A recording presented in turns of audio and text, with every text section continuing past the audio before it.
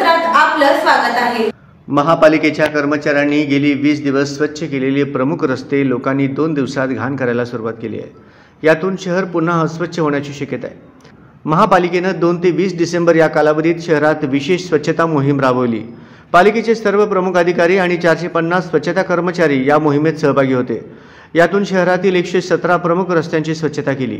शुक्रवारी या मोहिमेचा समारोप झाला। शनिवार आणि रविवारी या 2 दिवसात विजापूर रोडवरील धर्मवीर संभाजी महाराज तलाव ते सैफुल परिसर, 7 रस्ता परिसर, रेल्वे स्टेशन परिसर, अशोक चौक ते फोटफाडी चौक, मधला मारुती, कोंतम चौक, छत्रपती संभाजी महाराज चौकातील रस्ता दुभाजकाच्या बाजूला कचरा दिसून आला। फळ विक्रेते, खाद्यपदार्थ विक्रेते, चायनीज विक्रेत्यांनी ही घाण केल्याचे या परिसरातील नागरिकांनी सांगितले। शहराच्या प्रमुख बाजारपेठेतील व्यापाऱ्यांनी या अस्वच्छतेला हातभार लावल्याचे दिसून आले।